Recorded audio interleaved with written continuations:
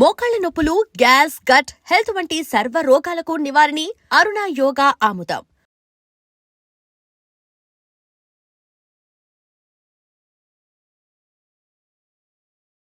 Welcome to iDream media. So జనరల్గా మన overall health బాగుండాలి, ఓవరాల్ హెల్త్ బాగుంటేనే మనకు టోటల్ హెల్త్ బాగుంటుంది, ఓవరాల్ హెల్త్ బాగుంటుంది ఇలా చెప్తూ ఉంటారు. అయితే దానికోసం మనం రకరకాల పేస్ట్లు వాడడము, రకరకాల బ్రష్లు వాడడం ఇలా చేస్తూ ఉంటాము. అసలు సరైన పద్ధతి ఏంటి, మనము ఏ పేస్ట్ని ఎంచుకోవాలి, ఎలా సెలెక్ట్ చేసుకోవాలి, ఎంత క్వాంటిటీ ఆఫ్ పేస్ట్ అనేది మనం వాడాల్సి ఉంటుంది, బ్రెజిల్స్ కూడా మ్యాటర్ అవుతాయా, పూర్తి వివరాలు తెలుసుకుందాం. మనతో పాటు ప్రముఖ కాస్మెటిక్ డెంటల్ సర్జన్ డాక్టర్ సంస్కృతి ఉన్నారు. డాక్టర్ గారు నమస్తే అండి. హలో అండి. డాక్టర్ గారు, జనరల్గా అంటే పేస్ట్, బ్రష్ ఏమీ అసలు పట్టించుకునే వాళ్ళం కాదు ఇప్పటి వరకు. కానీ ఇప్పుడు ప్రతిదీ మ్యాటర్ అవుతుంది ఇక్కడ. సో పేస్ట్ ఇంత కొంచెమే వాడాలి, ఏజ్ని బట్టి ఇంత క్వాంటిటీ వాడాలి ఇట్లా చెప్తూ ఉన్నారు. నిజంగానే పేస్ట్ అనేది అంత ప్రభావం చూపిస్తుందా పళ్ళ మీద? పేస్ట్కి ఒక పెద్ద ఇదే ఉందండి, చాలా ఇంపార్టెంట్ రోల్ ఉంది పేస్ట్కి. పేస్ట్ అనేది మనకి ఏది సూటబులో ఆ పేస్ట్ వాడాలి. సో మీరు నేను ఒకే పేస్ట్ వాడాల్సిన అవసరం లేదు. ఓకే, మీ ప్రాబ్లమ్స్ని బట్టి మీరు ఒక పేస్ట్ వాడతారు, నా ప్రాబ్లమ్స్ని బట్టి నేను ఒక పేస్ట్ వాడతాను. ఓకే, ఒక పర్టికులర్ పేషెంట్ ఉన్నారండి, వాళ్ళకి సెన్సిటివిటీ ఉంది. ఓకే, అలాంటి పేషెంట్ సెన్సోడైనో లేకపోతే ఏదైనా డీసెన్సిటైజింగ్ టూత్ పేస్ట్ వాడతారు. అదే కొంతమంది, ఇప్పుడు ఇంకొక ఇండివిజువల్ ఉన్నారు, వాళ్ళకి ఏం ప్రాబ్లమ్స్ లేవు, వాళ్ళు normal tooth paste, any cream based tooth paste వాడుకోవచ్చు. ఇంకొకళ్ళకి గమ్ ప్రాబ్లం ఉంది, వాళ్ళు ఏది వాడతారు, గమ్ కేర్ టూత్ పేస్ట్ వాడాలి, లైక్ సెన్సోరా గమ్ కేర్ టూత్ పేస్ట్ అలాంటిది. సో ఒక పేస్టే ఫ్యామిలీ అంతా వాడక్కర్లేదండి. ఎవరికి ఏ ప్రాబ్లమ్స్ ఉన్నాయో దానికి సూటబుల్ పేస్ట్ వాడుకుంటారు. ఏ ప్రాబ్లమ్స్ లేకపోతే ఒక మంచి క్రీమ్ బేస్డ్ టూత్ పేస్ట్ వాడతారు. అంటే దాంట్లో ఉప్పు ఉందా, లవంగ నూనె ఉందా అని చూసుకోవాలా మేము? ఉప్పు మీ ఫుడ్ లో ఉంటే చాలండి, పేస్ట్ లో కూడా ఉండాలనుకుంటున్నారా? లేదు కదా. సో ఉప్పు అనేది చాలా అబ్రేసివ్ అండి. ఉప్పుతో మనం పుక్లించుకుంటే చాలా మంచిది. సో ఉప్పుతో పుక్లించుకుంటే ఎక్కడన్నా ఫుడ్ స్టక్ అయి ఉన్నా, బ్యాక్టీరియా ఏదన్నా ఉన్నా కూడా మంచిగా కొంచెం గోరువెచ్చటి నీళ్ళల్లో ఉప్పు వేసుకొని పుక్లించుకుంటే చాలా మంచిది. అదే కానీ ఆ ఉప్పుతో బ్రష్ చేసుకోమని అయితే చెప్పకూడదండి. ఉప్పుతో బ్రష్ చేసుకుంటే కొంతమంది ఊళ్ళల్లో అలాగా కూడా చేసుకుంటారు. ఉప్పు బాగా ఇలా గ్రాన్యూల్స్ గా ఉంటుంది కదండి, అది వేసుకుని బ్రష్ చేసుకుంటే పళ్ళు అరిగిపోతాయి. మేబీ బయట నుంచి ఫామ్ అయిన స్టెయిన్ ఏమన్నా పోతుందేమో. అదే సేమ్ టైం పన్ను కూడా అరిగిపోతుంది. అంటే ఒక శాండ్ పేపర్ తో మనం ఇలా రబ్ చేస్తే ఏదైనా ఉన్నా పోతుంది, అట్ ద సేమ్ టైం ఆ సర్ఫేస్ కూడా పోతుంది కదా, అలాగా. సో పళ్ళు అరిగిపోయేదానికి చాలా ఛాన్సెస్ ఉంటాయి. ఉప్పు ఉండక్కర్లేదండి మీ పేస్ట్లో. ఉప్పు లేకపోతే క్లోవ్ ఆయిల్ లేకపోతే చార్కోలో ఇవన్నీ మీ టూత్ పేస్ట్లో ఉండక్కర్లేదు. ఎనీ క్రీమ్ బేస్డ్ కొంచెం నొరగొచ్చే టూత్ పేస్ట్ ఏదన్నా మీరు వాడుకుంటే చాలు. ఈ టూత్ పేస్ట్ లో కూడా షుగర్ ఉంటుంది. ఈ టూత్ పేస్ట్ వాడినప్పటి నుంచే డయాబెటిక్స్ పెరిగిపోయారు అని చెప్తున్నారు, నిజమేనా మ్యామ్? టూత్ పేస్ట్ అనేది జస్ట్ ఒక మీడియం అండి. మనం పళ్ళు తోముకోవడానికి ఒక మీడియం. మనం ఎంత వేసుకుంటాము టూత్ పేస్ట్, మన టీవీలో యాడ్స్ లో చూపించినట్టు బ్రష్ పొడుగున టూత్ పేస్ట్ వేసుకోకూడదు. జస్ట్ ఇంత పీ సైజ్ వేసుకుంటే సరిపోతుంది. ఫస్ట్ థింగ్, ఆ టూత్ పేస్ట్ తో మనం బ్రష్ చేసుకున్నప్పుడు మనం లోపలికేం మింగం కదండి. డయాబెటీస్ ఎలా పెరుగుతుంది, దాంట్లో షుగర్ ఉన్నా కూడా మనం we are using it as a medium to brush our teeth, అంతే. మనం అదేది మింగట్లేదు కాబట్టి I don't think it will increase the diabetes. కాకపోతే డయాబెటీస్ ఉన్న వాళ్ళకి, బ్లడ్ షుగర్ ఉన్న వాళ్ళకి టీత్ ప్రాబ్లమ్స్ అనేవి ఉంటాయి. కానీ టూత్ పేస్ట్ తో బ్రష్ చేసుకోవడం వల్ల డయాబెటీస్ ఎక్కువ అవుతుంది అనేది మాత్రం ఒక అపోహ. మ్యామ్, బ్రష్ అంతా పేస్ట్ పెట్టవసరం లేదా, కొంచెం సరిపోతుందా? ఎగ్జాక్ట్లీ అండి, నేను చెప్పేది టీవీలో మనకి ఎలా చూపిస్తారు, బ్రష్ తీసుకుని ఇంత పొడుగున టూత్ పేస్ట్ వేస్తారు, అప్పుడే కదా తొందరగా పేస్ట్ అయిపోతుంది, మీరు మళ్ళీ వెళ్ళి కొత్త పేస్ట్ కొనుక్కొని వస్తారు. మనకి ఒక పీస్ సైజ్ టూత్ పేస్ట్ ఉంటే సరిపోతుందండి అడల్ట్స్ కి. మనకి పర్మనెంట్ టీత్ వచ్చాక, మనం పెద్ద అయిపోయాక మనం ఇంత పీస్ సైజ్ అంటే బఠానీ సైజ్, ఓకే, బఠానీ సైజ్ టూత్ పేస్ట్ వేసుకొని బ్రష్ చేసుకుంటే సరిపోతుంది. దాంతో వచ్చే నొరగ మనకు సరిపోతుంది. కాకపోతే మనం అందరము ఈ యాడ్స్ చూసి చూసి బ్రష్ పొడుగున వేసుకోవడం అలవాటైపోయి, మనం ఎక్కువ నొరగ రాకపోతే మనం సరిగ్గా క్లీన్ చేసుకున్నామా లేదా అనే ఫీలింగ్ తో ఉంటాం. టూత్ పేస్ట్ ఒక మీడియం మాత్రమే. బ్రషింగ్ టెక్నిక్ బాగుంటేనే లోపల నోరంతా క్లీన్ అవుతుంది. పేస్ట్ బ్రష్ మీద మొత్తం వేసుకొని మనం హాఫ్ అన్ అవర్ బ్రష్ చేసుకున్న నోట్లో పెట్టుకుంటే నోట్లో ఏం క్లీన్ అవ్వదు. Correct brushing technique sweeping motion లాగా క్లీన్ చేసుకుంటేనే ప్రాపర్ గా క్లీన్ అవుతుంది. ఫుల్ పేస్ట్ వేసేసుకుని నోట్లో హాఫ్ అన్ అవర్ పెట్టుకున్నాను, నా బ్రషింగ్ అయిపోయింది అని అనుకుంటే నో. ఎస్, చక్కగా చెప్పారు మ్యామ్. ఇప్పుడు పెద్దవాళ్ళకైతే ఒక బఠానీ గింజంత, ఇంకా మనం ఏజ్ పరంగా ఎలా చెప్తాం? చిన్నపిల్లలకైతే చిన్న పిల్లలకి మనం వేరే టూత్ పేస్ట్ వాడతామండి. చిన్న పిల్లలు అంటే ప్రైమరీ టీత్ పాల పళ్ళు ఉన్నంత కాలం మనం వేరే టూత్ పేస్ట్ వాడతాము. చిన్నపిల్లలకి ఫ్లోరైడ్ ఉన్న టూత్ పేస్ట్ వాడతాం, సో దట్ క్యావిటీస్ ఎక్కువ ఫామ్ అవ్వకుండా ఉండటానికి. చిన్న పిల్లలకైతే రైస్ గ్రెయిన్ సైజ్ అంటాం, బియ్యపు గింజంత. ఎస్, అంటే మీరు మరీ బియ్యపు గింజంత వేయలేరు కాబట్టి జస్ట్ ఈ పీ సైజ్ లో హాఫ్ అన్న వేసుకుని బ్రష్ చేసుకోవచ్చు. అండ్ ఇది కూడా ఏంటంటే 3+ వాళ్ళకి, బిలో 3 years పిల్లలు మింగేసేదానికి ఛాన్సెస్ ఉంటాయి. డెఫినెట్లీ హజార్డస్ కాదు, పేరెంట్స్ సూపర్విజన్ లోనే ఉంటుంది, రోజు మింగరు. కానీ కొంచెం హాఫ్ బటానీ సైజ్ అన్న వేసుకొని బ్రష్ చేస్తే సరిపోతుంది. వాళ్ళకు ఉండేవి 20 టీతేనండి, చిన్న చిన్న టీత్, అది కూడా పెద్ద పెద్దగా మనలాగా కాదు కదా.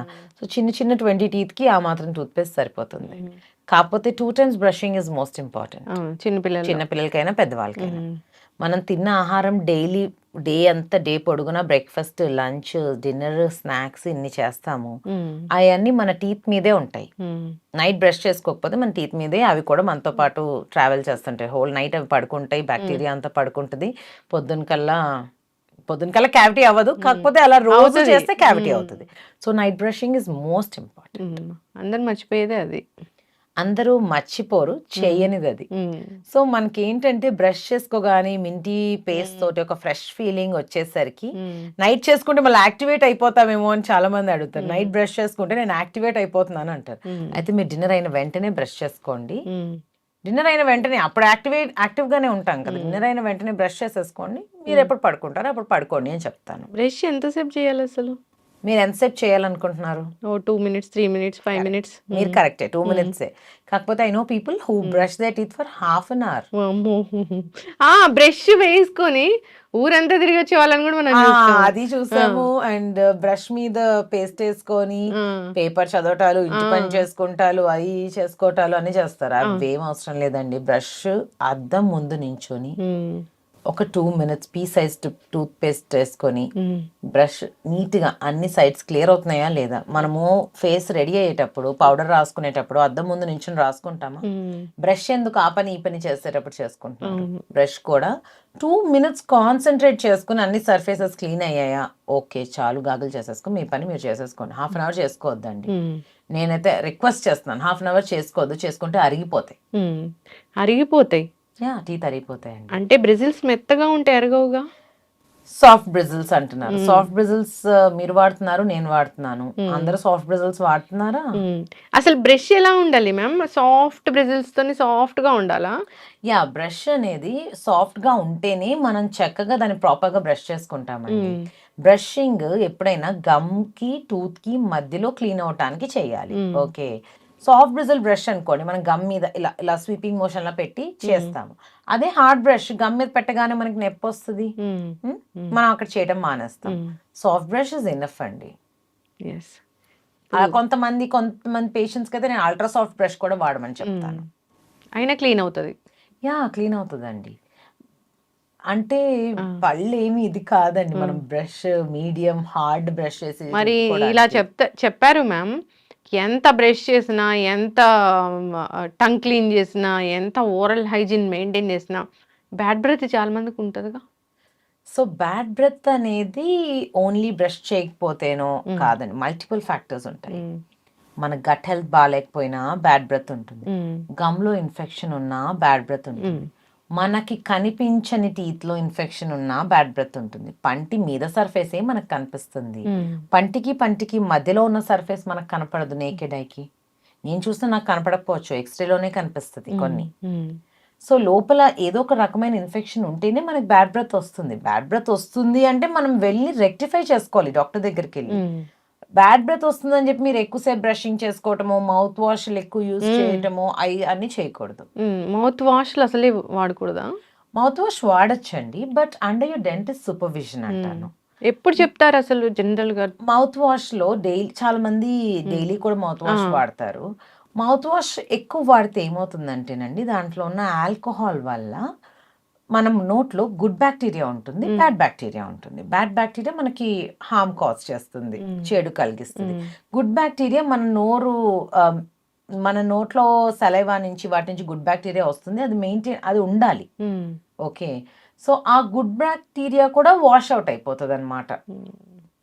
సో, ఓరల్ బయోమ్ అనేది డిస్టర్బ్ అవుతుంది. ఇప్పుడు జనరల్‌గా డాక్టర్స్ ఏదన్నా ట్రీట్మెంట్ జరిగినప్పుడు మాత్రమే స హ్మ్. మీరేదైనా ఎక్స్‌ట్రాక్షన్ చేయించుకున్నారు. హ్మ్. ఒక 2 రోజులు వాష్ చేసుకోకూడదు. హ్మ్. తర్వాత మూడో రోజు నుంచి కొంచెం గాగుల్ చేసుకోమని చెప్తాము. హ్మ్. ఎందుకంటే ఆ ఏరియా కొద్దిగా హీల్ అవ్వటానికి, అవును. అక్కడ ఎళ్లి ఫుడ్ అవన్నీ హ్మ్. లాడ్జ్ అవ్వకుండా ఉండటానికి వాటికి చేసుకోమని చెప్తాము. మ్యామ్ జనరల్‌గా అంటే బ్రష్ చేసినప్పుడు మనము బ్లడ్ చూస్తాము ఒక్కొక్కసారి. హ్మ్. అంటే అప్పుడు ఏం జరుగుతుందన్నట్లు?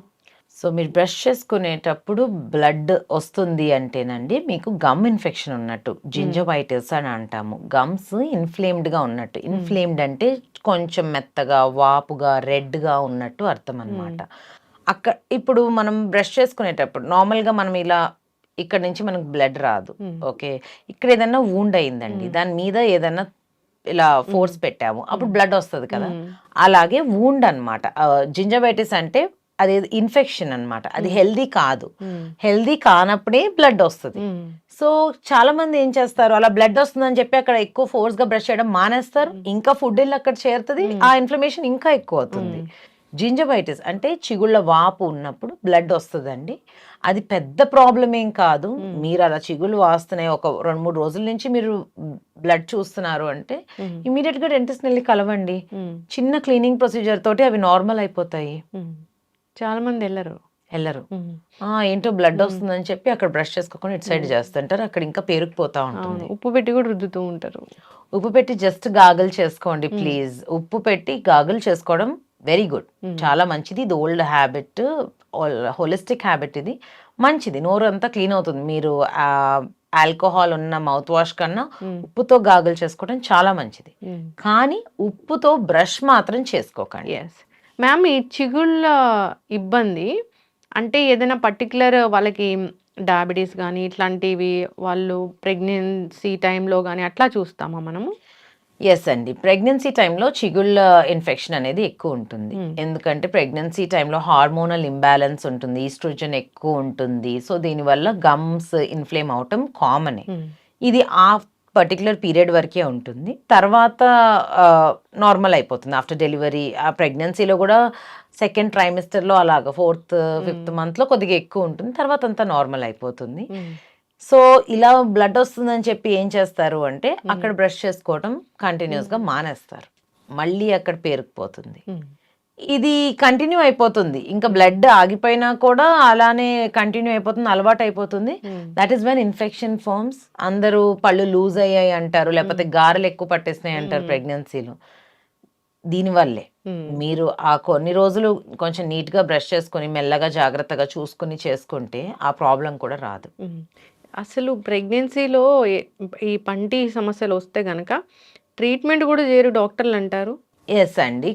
ఒక సెకండ్ ట్రైమెస్టర్ అంటాము. 4th-7th month. హ్మ్. 4th, 5th, 6th మంత్ వరకు ట్రీట్మెంట్ చేసుకోవచ్చండి. అంటే ప్రెగ్నెన్సీలో అన్ని రకాల యాంటీబయోటిక్స్ ఇవ్వటానికి ఉండదు. హ్మ్. క్లీనింగ్ అనేదైతే చేసుకోవచ్చండి. హ్మ్. ప్రెగ్నెన్సీ మీరు ప్లాన్ చేసుకుంటే ముందే ఎళ్లి లోపలున్న ఇన్ఫెక్షన్స్ అన్నీ తీసేసుకుంటే హ్మ్. ఇంకా బెటర్. చక్కటి మాట. మీరెవరన్నా ప్రెగ్నెన్సీ చక్కటి మాట. ప్లాన్ చేసుకుంటారు హ్మ్. కదా! దాని ముందు మిగతా హెల్త్ చెకప్ ఎలా చేసుకుంటున్నారో హ్మ్. అలానే ఓరల్ హెల్త్ చెక్ చేసుకోండి. హ్మ్. అసలు మీరు ఓరల్ హెల్త్ 6 మంత్స్ వన్స్ ఎళ్లి చెక్ చేసుకుంటే మీరు హ్మ్. చాలా ప్రాబ్లమ్స్ అట్ బే పెట్టుకోవచ్చు. అవును. డెంటిస్ట్ దగ్గరికి అసలెప్పుడొస్తారు? అసలు డెంటల్ క్లినిక్ ఎప్పుడొస్తారు? అది బాగా పుచ్చిపోయి ప పెయిన్ కిల్లర్స్ ఏసినా అది తట్టుకోలేక, నొప్పి భరించలేక అది ఆపకపోతే అప్పుడొస్తాము. చాలా మంది చాలా ప్రౌడ్‌గా చెప్పుకుంటారండి. హ్మ్. నేను ఇప్పటి వరకు డెంటిస్ట్ దగ్గరికెళ్ళలేదు మీకు తెలుసా? మీరే నా ఫస్ట్ డెంటిస్ట్ మీకు తెలుసా? అంటే హ్మ్. వాళ్ళకి ట్రీట్ చేయడానికి నేను కూడా ప్రౌడే. హ్మ్. కాకపోతే డెంటిస్ట్ దగ్గరికి వెళ్ళాలండి. హ్మ్. డెంటిస్ట్ దగ్గరికి వెళ్ళినంత మాత్రాన ప్రాబ్లమ్ ఉంది అన్నట్టు కాదు. హ్మ్. 6 మంత్స్‌కొకసారి అట్‌లీస్ట్ 1 ఇయర్‌కొకసారి ఎళ్లి చూపించుకుంటే హ్మ్. మనం చాలా ప్రాబ్లమ్స్ ఆపేయొచ్చండి. అది చాలా మందికి అర్థం కావట్లేదు. అంటే ప్రాబ్లమ్ వచ్చాకే వెళ్తున్నారు. అవును. అప్పుడు ఏం చేయలేం కదా! ప్రాబ్లమ్ వచ్చాక వెళ్తే ఉన్నదాన్ని రిపేర్ చేస్తాము. హ్మ్. మీరు ముందే వస్తే ఏది రాకుండా చూసుకుంటాము. రిపేర్ ప్రాసెస్ కూడా రూట్ కెనాల్స్ అవి చెప్తే అది ఒక పెద్ద ప్రాసెస్. రూట్ కెనాల్ అంత పెద్ద ప్రాసెస్ కాదండి ఈ రోజుల్లో. హ్మ్. ఇదివరకు డెఫినెట్లీ యెస్. ఒక 2, 3 సిట్టింగ్స్ చేసేవాళ్ళు. ప్రొసీజర్స్ కూడా లాంగ్ ఉండేవి. హ్యాండ్ ఫైల్స్‌తో చేసేవాళ్ళు. క్రౌన్స్ కూడా మళ్ళీ 2, 3 అపాయింట్మెంట్స్ అలా వెళ్ళటం ఉండేది. ఇప్పుడు అసలు అలా లేదండి. ఎండోడాంటిస్ట్‌తోనే చేపించుకోవాలి రూట్ కెనాల్ అనేది. ఆ రూట్ కెనాల్ కూడా ఒక 40 మినిట్స్ ప్రొసీజర్ అండి ఇప్పుడైతే. చాలా అడ్వాన్స్డ్‌గా, పెయిన్‌లెస్‌గా ఆ నీడిల్స్ అలా తిప్పడం కాకుండా అడ్వాన్స్డ్‌గా వచ్చాయి. 40 మినిట్స్‌లో మొత్తం ట్రీట్మెంట్ అయిపోతుందండి. అవునా? యాహ్! ఒక రోజు వస్తే సరిపోతుంది. Yes. Unless and until it's a chronic infection. పెద్ద ఇన్ఫెక్షనో, పస్ బాలో అలా ఉంటే తప్ప మామూలుగా అయితే ఒకసారి వస్తే సరిపోతుందండి. పస్ బాల్ అలా ఉంటే ఇంకొక సిట్టింగ్ ఎక్స్‌ట్రా చేయాల్సి ఉంటుంది. మ్యామ్ ఎందుకు అసలు రూట్ కెనాల్స్ ఇవన్నీ పన్ను పీకించుకుంటే పోలా? రూట్ కెనాల్ అనేది పన్ను పీకించుకోకుండా పన్ను పీకేస్తే మీకు ఇంకో పన్ను రాదు. వస్తదా? చిన్నప్పుడు వస్తది. చిన్నప్పుడు కూడా పర్మనెంట్ టూత్ తీసేస్తే రాదు. ఓన్లీ ఆ 20 మిల్క్ టీత్‌లో ఏదో ఒకటి వెళ్ళిపోతే మళ్ళీ పర్మనెంట్ వస్తది. ఓకే. సో మళ్ళీ పన్ను రాదు కదండి. ఇప్పుడు మనం ఏదైనా చిన్న ప్రాబ్లమ్ అయింది. ఫింగర్‌కి ప్రాబ్లమ్ వచ్చింది. ఫింగర్ తీసేసుకోం కదా! ఇక్కడ పళ్ళు గురించి చెప్తున్నా నేను. అవును. పళ్ళు కూడా దేవుడిచ్చినవి అంటే everything has a role. Okay. So ఆ పంటిని ఫస్ట్ ట్రీట్ చేసుకో. అడగరా ఇట్లా ఎవరు? తీసేసుకుంటాను.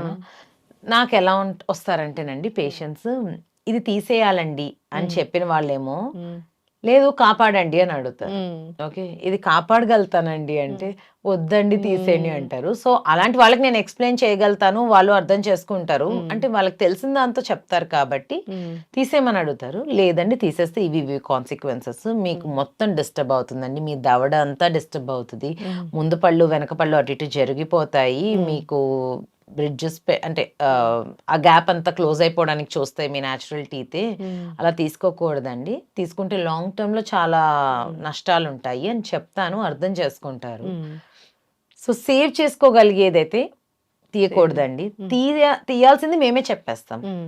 More than half of the tooth destroy అవుతేనో, లేకపోతే పంటి వేరు దగ్గర బాగా ఇన్ఫెక్షన్ ఫార్మ్ అయిపోతేనో, పస్ అలాగా పెద్దగా ఫార్మ్ అయిపోతే అలాంటిది మనం సేవ్ చేయకుండా ఉంటుందండి.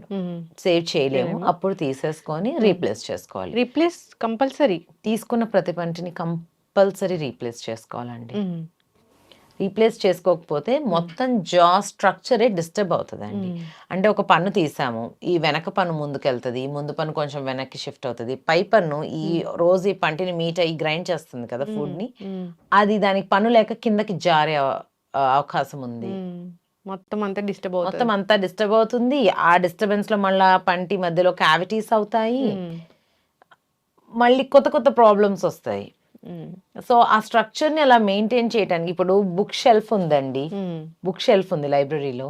ఒక బుక్ తీస్తే కొంచెం ఇలా పడిపోవు, అదెమ్మటే పడతాయి. ఇవి ఓవర్ ది ఇయర్స్ పడతాయి, అంతే తేడా. బట్ సేమ్ అలాగే డిస్టర్బెన్స్ వస్తుంది. ఖచ్చితంగా అవేర్నెస్ ఉండాలి మ్యామ్. ఒక పన్ను తీస్తే ఖచ్చితంగా అక్కడ పన్ను పెట్టించుకోవాల్సిందే. ఎగ్జాక్ట్లీ. సో చాలా మంది నవ్వినప్పుడు కనపడట్లేదు కదా, దవడపల్లే కదా తీసేస్తే పోలాయి ఇలా అనుకుంటూ ఉంటారు. కానీ దానివల్ల కాంప్లికేషన్స్ చాలానే ఉంటాయి. యాక్చువల్లీ ఫ్రంట్ టీత్ కన్నా దవడపల్లికి ఫంక్షన్ ఎక్కువ ఉంటుంది. Front teeth aesthetic and speech లో హెల్ప్ చేస్తాయి. అఫ్ కోర్స్ ఇవాళ రేపు ఉన్న దీంట్లో కాన్ఫిడెన్స్ కూడా front teeth. But back teeth main అండి. మనం ఈ ఫ్రంట్ టీత్ తో జస్ట్ బైటింగ్ చేస్తాము, బ్యాక్ టీత్ తో గ్రైండింగ్ చేస్తాం, నమిలి తింటాం కదా. So back teeth main. మనకి ఇంత చేసి ఉండేది ఈచ్ సైడ్ 4 మోలార్సే. అవును. ఓకే. 4 మోలార్స్ ఉంటాయి, పైన 2 కింద 2 వెనక. ఓకే.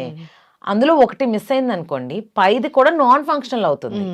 కిందది మిస్ అయింది సపోజ్, పై దానికి ఫంక్షన్ ఉండదు.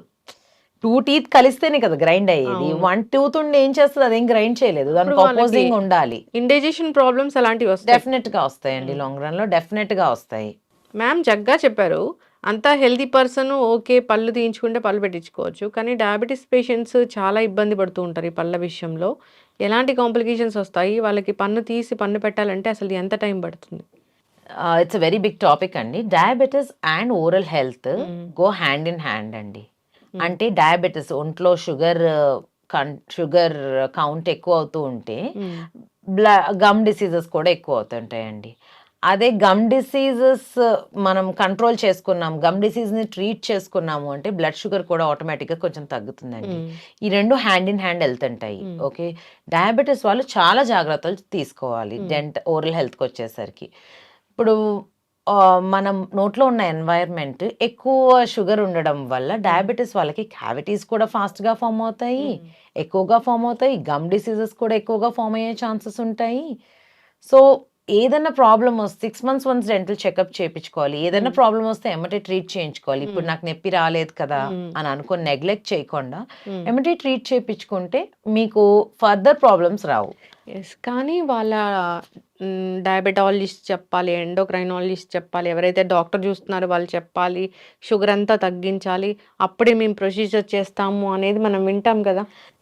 డయాబెటీస్లో మనం ఇంప్లాంటేషన్ ప్రొసీజర్ అనుకోండి. మనం కామన్గా చేసే ప్రొసీజర్స్ ఏంటి? పెద్దవాళ్ళకి root canal treatment, gum surgery, flap surgery, లేకపోతే root canal implantation procedure. Okay, root కెనాల్కి మనకు బ్లడ్ షుగర్ పెద్ద కంట్రోల్ అవ్వాల్సిన అవసరం లేదు. Okay, but blood sugar control చేసుకోవాలి, that is a whole different story. Diabetes ఉన్నప్పుడు మనం డైట్ చేసుకోవాలి, ఫిజికల్ ఎక్సర్షన్ ఉండాలి, వాకింగ్ అదన్నీ చేసుకోవాలి, బ్లడ్ షుగర్ కంట్రోల్లో పెట్టుకోవాలి డెఫినెట్లీ.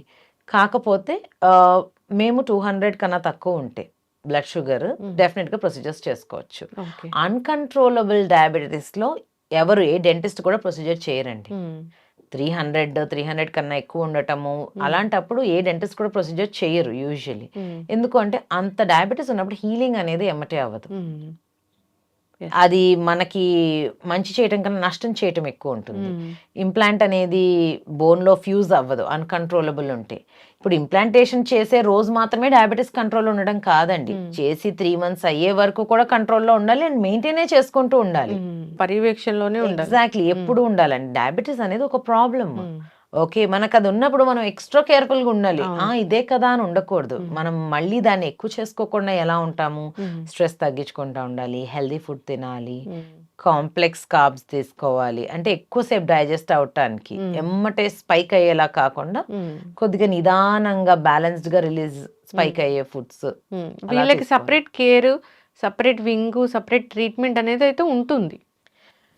సపరేట్ కేర్ అంటే సపరేట్ ట్రీట్మెంట్స్ అయితే ఉంటాయండి. అంటే ఇప్పుడు డయాబెటీస్ ఉన్నప్పుడు మనం డెఫినెట్లీ వాళ్ళ బ్లడ్ షుగర్ రిపోర్ట్స్ చూస్తాము, HbA1c అంటే వాళ్ళ 3 months యావరేజ్ బ్లడ్ షుగర్ ఎంత ఉందో కూడా చూస్తాము. అవన్నీ చూసే మనం ప్రొసీజర్ చేస్తాము. దీనికి డయాబెటాలజిస్ట్ని కలిసినా కూడా వాళ్ళు మీరు డెఫినెట్గా ట్రీట్ చేయించుకోండి, యూ సూటబుల్ అని చెప్తారు. బిలో 200 ఉంటే యూ సూటబుల్, మీరు గమ్ ఇన్ఫెక్షన్ ఉంటే డెఫినెట్గా ట్రీట్ చేయించుకోండి అనే చెప్తారు. ఇంత పెద్ద చదువులు చదువుకున్నారు, ఇంత మంచి మంచి సర్జరీలు చేస్తున్నారు, అసలు స్మైల్ డిజైనింగ్ ఏదైనా కానీ ఈజీగా ఇప్పుడు ఎత్తుపళ్ళు సరి చేయడం అంటే కాసేపట్లో పని, ఇదంతా అడ్వాన్స్ టెక్నాలజీ, అడ్వాన్స్ ట్రీట్మెంట్స్. కానీ మనం అక్కడక్కడ చూస్తాము, అక్కడక్కడ వెరీ రేర్గా, కానీ అది చూసినప్పుడు భయం అవుతుంది. అంటే సోషల్ మీడియా రావడము, వార్తలు వైరల్ అవడము ఇలాంటి మోస్ట్ కామన్. ఒక పంటి కోసము ఎనస్థీషియా ఇస్తే పేషెంట్ చనిపోతున్నారు, అది మనం చాలా రేర్గా విన్నా కానీ భయం అయ్యే సిచ్యువేషనే. ఎందుకు అలా జరుగుతుంది? ఇది చూసాము ఒక 1 year బ్యాక్ అనుకుంటా, బాగా వైరల్ అయింది ఇది. పంటికి అనస్థీషియా ఇవ్వటం వల్ల పేషెంట్ చనిపోలేదండి. అక్కడ కూడా పేషెంట్కి అండర్లయింగ్ ప్రాబ్లం ఉండుంటుంది.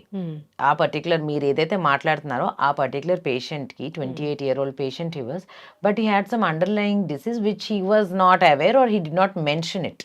ఓకే, పేషెంట్ కూడా మనకి వాళ్ళ హిస్టరీ చెప్పేటప్పుడు మెన్షన్ చేయాలి వాళ్ళకున్న ప్రాబ్లమ్స్ అన్నీ. సో దాన్ని అదేదో అలా డిస్టర్బెన్స్ అయ్యి అది ఒకసారి అలా జరిగింది, బట్ అండర్లయింగ్ కాజ్ వల్లే అలా అయ్యిందండి. అనస్థీషియాతో పేషెంట్ మనం ఇచ్చేది లోకల్ అనస్థీషియా అండి. ఓకే, దాంతో పేషెంట్ లైఫ్కి అయితే ఎటువంటి ప్రాబ్లం ఉండదండి. ఓకే, అది అసలు జరగదు, అసలు జరగదండి. పేషెంట్కి అండర్లయింగ్ కాజ్ ఉండబట్టి అది అలా జరిగింది, but at the same time ఇది కూడా అయింది కాబట్టి రెండు కోరిలేట్ చేసి చెప్పారు. బట్ అండర్లయింగ్ కాజ్ అనేది డెఫినెట్గా అండర్లయింగ్ హెల్త్ కాంప్లికేషన్స్ ఉంటే గనక దానివల్ల ఏదన్నా జరగడానికి ఛాన్సెస్ ఉన్నాయి కానీ అనెస్థీషియా వల్ల అయితే ఏది జరగలేదు. Thank you so much ma'am. చాలా చక్కటి వివరాలు మాకు అందించారు. అంటే పేస్ట్ గురించి, బ్రష్ గురించి, ఓరల్ హెల్త్ గురించి అసలు ఎట్లా ఉండాలి, ఏంటి అనేది. అయితే చిన్న పిల్లలకి ఇప్పుడు పుచ్చిపళ్ళు అనేది సర్వసాధారణంగా చూస్తూ ఉంటాము.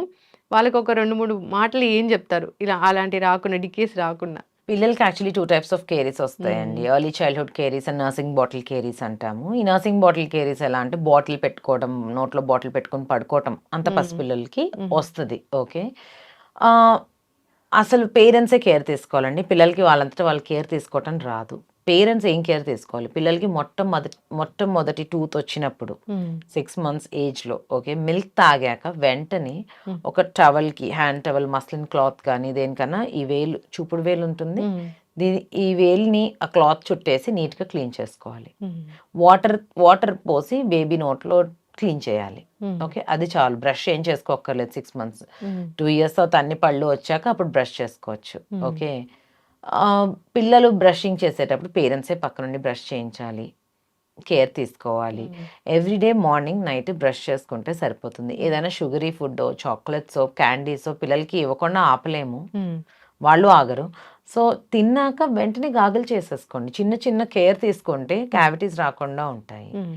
అండ్ మిల్క్ టీతే కదా అని నెగ్లెక్ట్ మాత్రం చేయొద్దు. పాల పళ్ళు ఇవి టెంపరరీ పళ్ళు అనుకుని నెగ్లెక్ట్ చేయొద్దు. డాక్టర్ దగ్గరికి ఊడిపోతాయి. కానీ ఎప్పుడు ఆ పళ్ళు ఆ ఏజ్ వరకు అవసరం వాళ్ళకి. 6 to 12 ఇయర్స్ వరకు ఊడి వస్తూ ఉంటాయండి. అది మిక్స్డ్ డెంటిషన్ పీరియడ్ అంటాము. కానీ ఆ 12 ఇయర్స్ పర్మనెంట్ టూత్ వచ్చే వరకు అయితే పాల పన్నుతో అవసరమైతే ఉంది కదండి. మెత్తటి ఫుడ్ తింటా ఉండలేరు కదా పిల్లలు. పన్ను ప్రాబ్లం వచ్చినా ట్రీట్ చేయించుకోండి.